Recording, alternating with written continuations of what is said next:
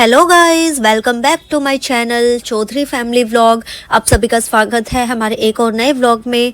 क्या हाल चाल हैं जी आप सबके? आई होप कि आप सब बिल्कुल स्वस्थ हैं, मस्त हैं।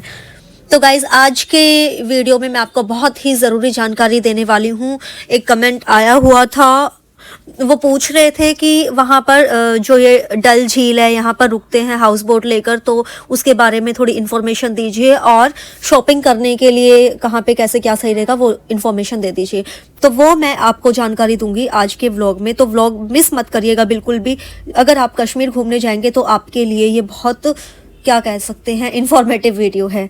तो चलिए स्टार्ट करते हैं। अभी मैं जो ये फ़ोटोज़ क्लिक करी थी हमने, वो मैं शेयर कर रही हूँ आपके साथ, लेकिन जानकारी मैं आपको बहुत सारी दूंगी। जानकारी ये है सबसे पहले कि आप सबसे पहले वहाँ पर जाइए डल झील में, ठीक है। झील में नहीं घुस जाना है, मतलब डल लेक जो है वहाँ पर आप जाएंगे। वहाँ पर बहुत सारे घाट बने हुए हैं, घाट नंबर 1, 2, 3, 4 ऐसे। हम गए थे, हम रुके थे, मतलब घाट नंबर 17 तक गए थे। फिर वहाँ से हम मतलब कि बोट करके गए थे। हमने हाउस बोट्स वगैरह देखी थी और वहाँ पे हमने अपनी हाउस बोट फाइनल की थी और 2 दिन हमने हाउस बोट में स्टे किया था।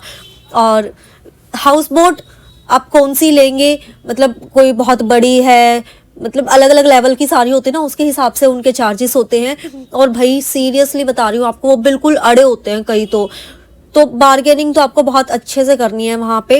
और कुछ कुछ तो ऐसे होते हैं 1 रुपया भी नहीं घटाएंगे। आप सोचोगे कि यार ज़्यादा बोल रहे हैं, 8,000 बोल दिए, 10,000 बोल दिए, एक दिन के एक रात के ऐसे, तो आप सोचोगे कि कुछ तो घटाए 2-4 हज़ार। भाई हमें ऐसे भी हाउस बोट वाले मिले थे, वो अंकल जी बोले मैं तो 1 रुपया भी कम नहीं करूँगा। तो भाई ऐसे ऐसे भी हैं। तो गाइज मैं आपको अभी बता देती हूँ कि कितना खर्चा आता है वहाँ पर अगर आप हाउस बोट लेते हैं तो देखिए, हमने हाउस बोट जब देखनी शुरू की थी तो हमें उन्होंने दिखाई थी शायद 5-6 हज़ार से शुरुआत थी। और फिर आगे तो उनकी कोई लिमिट ही नहीं है, 10,000 की भी हैं, 15,000 की भी हैं, 20,000 की भी हैं और उससे ऊपर की भी है, जो कि हमने नहीं देखी थी क्योंकि भैया उस जिसमें रहना ही नहीं था तो हमें क्यों जाना था। कुछ फिर ये था कि लेट भी हो रहे थे, तो खैर जो भी है। तो मैं आपको बता देती हूँ कि कितने भी उसके हैं। अब आपकी मर्जी, आपको बहुत ही ज़्यादा खुले पैसे खर्च करने हैं तो आप कितने में भी, चाहे 50,000 वाली लेके रहो। एक चीज़ जो मेन फ़र्क आता है सर्दियों में और गर्मियों में वहाँ के खर्चे में, वो ये है कि सर्दियों में देखो सीज़न होता है, लोग बर्फ़ देखने के लिए वहाँ पे जाते हैं, बर्फ़ में स्नोफॉल इंजॉय करने के लिए वहाँ पे जाते हैं। तो उस टाइम पर तो इनके भाव और भी ज़्यादा बढ़ जाते हैं। तो जो हाउस बोट मान लो समर सीज़न में आपको 10,000 में मिल जाएगी, उस टाइम पर वो आपको 20-25 हज़ार बोलेंगे। जी हाँ, आप सोच रहे हो इतने 1,000 रुपये एक दिन के, ये फैक्ट है।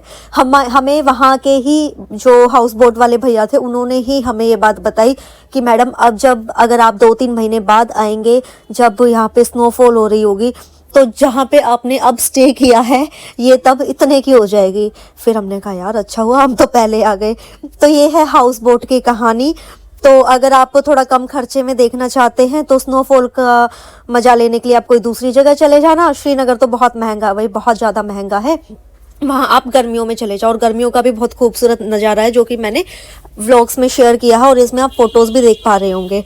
अब मैं बात करती हूँ शिकारा राइड की। शिकारा राइड के भी वो कुछ भी चार्जेस बोलते हैं, 800-1,000 से शुरू करके, फिर वो बोट जितनी सजी होती है, जितनी बड़ी, जैसी डेकोरेशन और उसके सोफे वोफे जो डले होते हैं, उस हिसाब से उनके रेट्स बढ़ जाते हैं।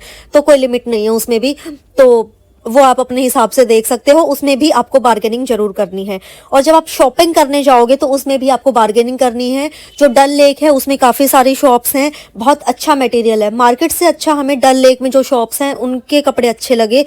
बहुत महंगे हैं लेकिन यूँ था कि जो देख रहे थे वही पसंद आ रहा था, तो वहाँ से आप शॉपिंग कर सकते हो, लेकिन बार्गेनिंग पूरी करनी है।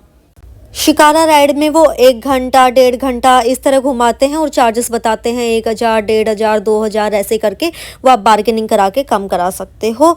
और मार्केट वहाँ की आप शिकारा राइड के टाइम ही कर सकते हो। और हाँ, जब आप शिकारा राइड करेंगे तो आप कोशिश करना कि आप शाम के टाइम करें, जब सनसेट का टाइम होता है, वो नज़ारा बेहद खूबसूरत होता है।